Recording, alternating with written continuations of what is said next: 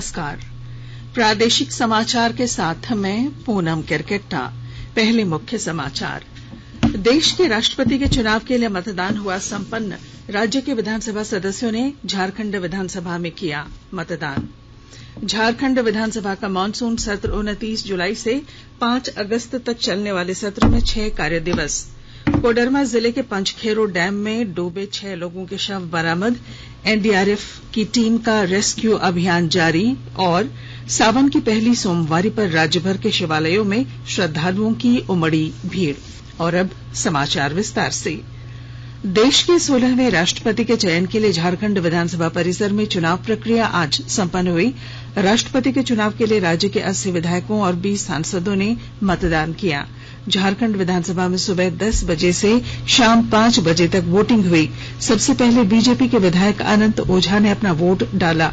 इसके बाद आजसू प्रमुख सुदेश महतो, बाबूलाल मरांडी समेत अन्य विधायकों ने वोटिंग की। दोपहर मुख्यमंत्री हेमंत सोरेन ने वोटिंग की। उन्होंने कहा कि पार्टी के निर्णय के अनुरूप वोटिंग हुई है। इधर वोटिंग प्रक्रिया की समाप्ति के बाद राज्य के मुख्य चुनाव आयुक्त के रवि कुमार ने बताया कि चुनाव की प्रक्रिया संपन्न हो गई है। बैलेट बॉक्स को कल रांची से राज्यसभा के लिए भेजा जाएगा। राष्ट्रपति चुनाव का झारखंड में चुनाव शांतिपूर्ण संपन्न हुआ।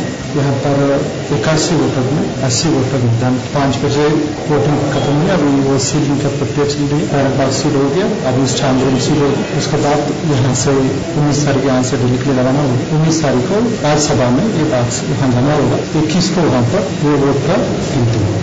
संसद के दोनों सदनों की कार्यवाही बढ़ती कीमतों और जीएसटी दरों में वृद्धि के मुद्दे पर विपक्षी सदस्यों के हंगामे के कारण दिन भर के लिए स्थगित कर दी गई।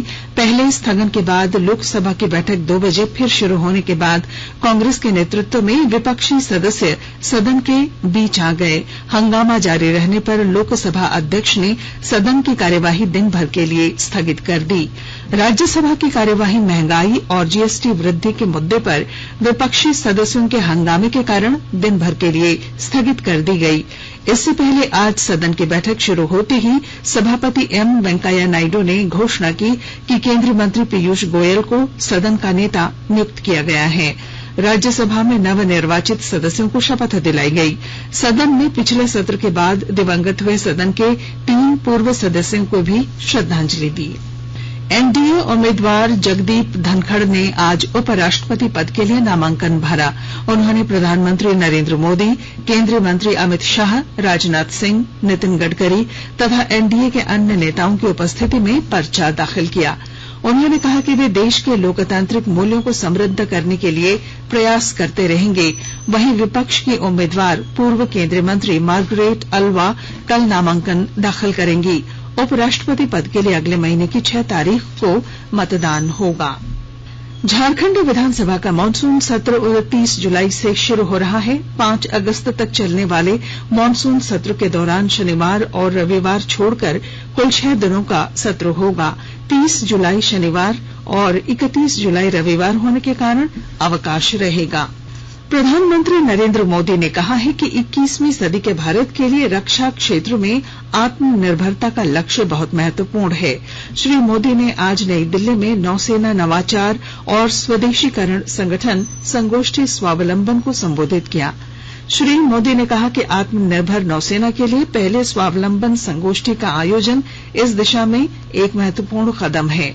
उन्होंने कहा कि भारत की आजादी के 100 वर्ष पूरे होने के अवसर पर भारतीय नौसेना को अभूतपूर्व ऊंचाइयों पर ले जाने का लक्ष्य होना चाहिए। कई वस्तुओं पर माल और सेवा कर जीएसटी की नई दरें आज से लागू हो गई हैं। वित्त मंत्रालय ने कहा है कि बिना ब्रांड वाले खाद्य पदार्थ जिनमें अनाज, दालें और 25 किलोग्राम आटे पर कोई जीएसटी नहीं लगेगा। कुछ वस्तुओं पर अधिक जीएसटी लगेगी, जबकि कुछ वस्तुओं पर जीएसटी दर कम की गई है। कई वस्तुओं पर जीएसटी में छूट वापस ले ली गई है। पिछले महीने चंडीगढ़ में जीएसटी परिषद की 47वीं बैठक में जीएसटी दरों में परिवर्तन का फैसला किया गया था। चेक जारी करने के शुल्क के रूप में बैंक अब 18% जीएसटी लेंगे। प्रतिदिन 1000 रुपए तक के होटल के कमरे के लिए 12% का कर लिया जाएगा। सोलर वाटर हीटर पर अब 5% जीएसटी के बजाय 12% जीएसटी ली जाएगी। ई कचरा पर जीएसटी 5% से बढ़ाकर 18% कर दी गई है। वस्तुओं की ढुलाई और रोपवे के यात्रियों के लिए जीएसटी दर 12% से घटाकर 5% कर दी गई है। विद्युत चालित वाहनों पर जीएसटी में 5% की छूट दी जाएगी। लातेहार जिले के बरवाडीह स्थित क्लब परिसर में रेलवे सुरक्षा बल ने मॉक ड्रिल कर रेलवे की संपत्ति की सुरक्षा के साथ अपने और यात्रियों की सुरक्षा की समीक्षा की। विस्तृत ब्यौरे के साथ हमारे संवाददाता। लातेहार जिले के बरवाडीह स्थित रेलवे क्लब परिसर में रेलवे सुरक्षा बल की टीम ने वीआईपी सुरक्षा ड्यूटी के साथ साथ दंगा विरोध प्रदर्शन जैसे स्थिति से निपटने के लिए मॉक ड्रिल किया। रेलवे सुरक्षा बल के वरीय मंडल सुरक्षा आयुक्त हेमंत कुमार के निर्देश पर रेलवे सुरक्षा बल के जवानों ने अपनी तैयारियों की समीक्षा भी की। रेलवे सुरक्षा बल के इंस्पेक्टर ओम प्रकाश ठाकुर के नेतृत्व में किए गए मॉक ड्रिल के दौरान जवानों को किसी भी परिस्थिति से निपटने को लेकर कई जानकारियां दी गयी। साथ ही उपद्रवियों, दंगाइयों, पत्थरबाजों से आत्मरक्षा करते हुए रेलवे को नुकसान होने से बचाने की जानकारी भी साझा की गई। संजय कुमार तिवारी, आकाशवाणी समाचार, लातेहार। बोकारो जिले में स्थानीय गोताखोरों को दक्ष बनाने के उद्देश्य से जिला आपदा प्रबंधन विभाग ने एनडीआरएफ 9वीं बटालियन के सहयोग से आज तेनुघाट डैम में मॉक ड्रिल का आयोजन किया। एनडीआरएफ के निरीक्षक मोहम्मद शहबाज आलम ने जानकारी दी कि मॉक ड्रिल में खेतको गांव के प्रशिक्षित 12 गोताखोरों को एनडीआरएफ की टीम द्वारा राहत और बचाव के अलग अलग तरीकों से अवगत कराया गया। आकाशवाणी के ताजा तरीन समाचारों के लिए आप हमारी वेबसाइट newsonair.com पर लॉग ऑन कर सकते हैं। ताजा समाचार Twitter handle @AIR News Alerts और Facebook page all India radio news पर भी उपलब्ध है। आप प्रादेशिक समाचार एकांश के ट्विटर हैंडल @AIR News _ और फेसबुक, इंस्टाग्राम पेज तथा YouTube channel AIR News Ranchi पर भी हमारे बुलेटिन सुन सकते हैं।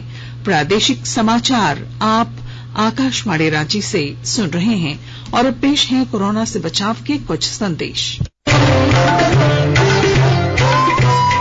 कोविड-19 से बचाव और सुरक्षित रहने के 3 उपाय।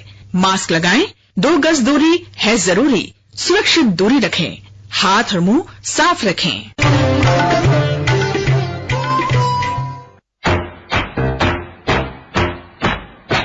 चलो मिलकर एक शुरुआत करें, चलो एक फैसला आज करें, मास्क नहीं तो टोकेंगे, कोरोना को रोकेंगे, चलो एक इरादा करते हैं, चलो एक इरादा करते हैं, मास्क नहीं तो टोकेंगे, कोरोना को रोकेंगे। भारत सरकार द्वारा जनहित में जारी। कोडरमा जिले के मरकच्चो प्रखंड के पंचखेरो डैम में डूबे 8 लोगों में से 6 लोगों के शव डैम से बाहर निकाल लिए गए हैं। एनडीआरएफ की टीम सवेरे 4 बजे से ही रेस्क्यू ऑपरेशन चला रही है। मोटर बोट के जरिए अलग अलग टुकड़ों में एनडीआरएफ की टीम डैम में डूबे बाकी 2 लोगों की तलाश में जुटी है। बीते रविवार गिरिडीह के खेतों गांव से घूमने आए 8 लोग नौकायन के दौरान डैम में डूब गए थे। इस घटना को लेकर मुख्यमंत्री हेमंत सोरेन ने भी दुख प्रकट किया है और ट्विटर के जरिए संवेदना व्यक्त की है। केंद्रीय संस्कृति और सूचना तथा प्रसारण मंत्रालय की ओर से 22 जुलाई से हर घर तिरंगा कार्यक्रम शुरू किया जा रहा है। आजादी का अमृत महोत्सव के तहत देशवासियों में देशभक्ति की भावना जागृत करने और राष्ट्रीय ध्वज को सम्मान प्रदान करने के उद्देश्य से यह कार्यक्रम शुरू किया जा रहा है।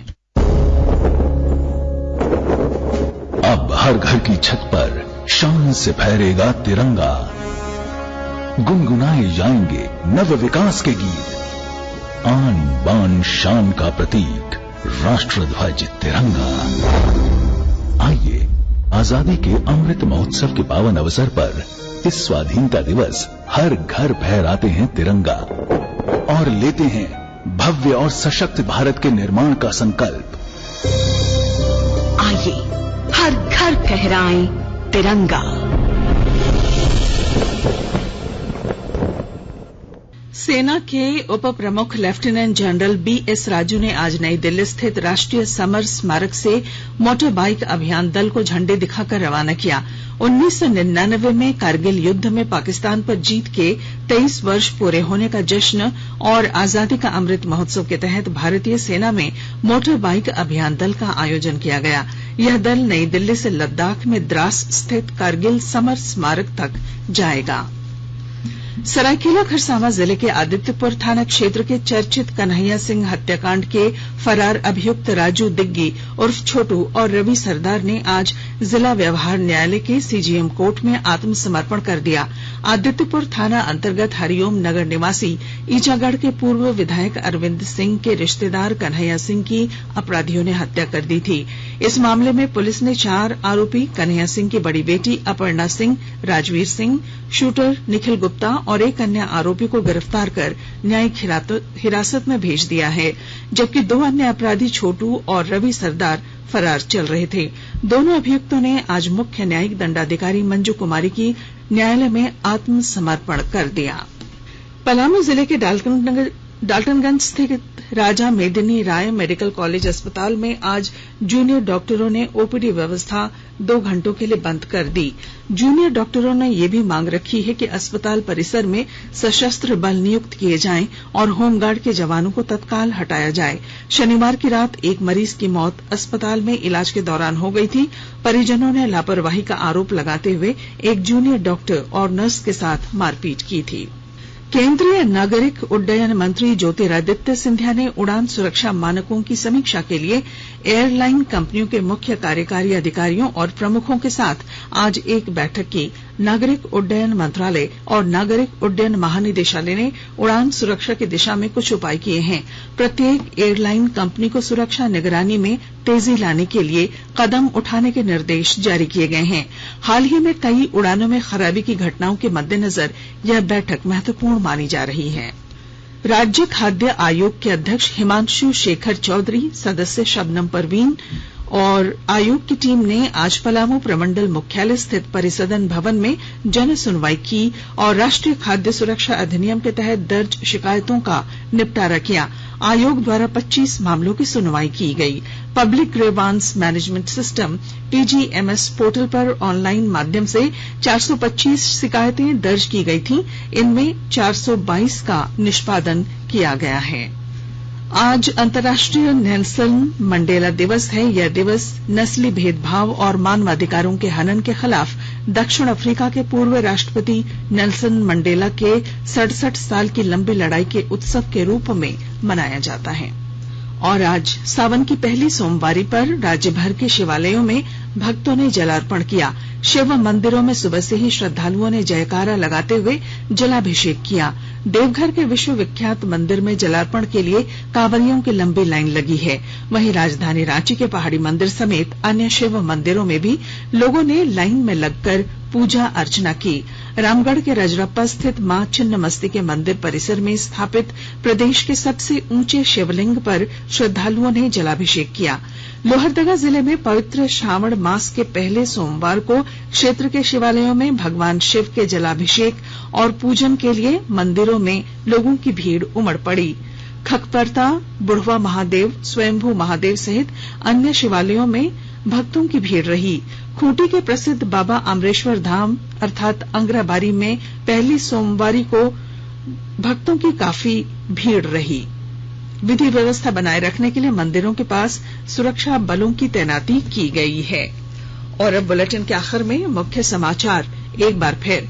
देश के राष्ट्रपति के चुनाव के लिए मतदान हुआ संपन्न। राज्य के विधानसभा सदस्यों ने झारखंड विधानसभा में किया मतदान।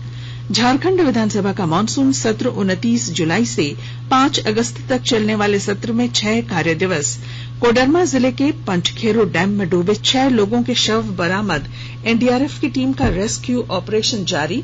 और सावन की पहली सोमवारी पर राज्य भर के शिवालयों में श्रद्धालुओं की उमड़ी भीड़। और इसके साथ ही आकाशवाणी रांची से प्रादेशिक समाचार का ये बुलेटिन समाप्त हुआ। नमस्कार।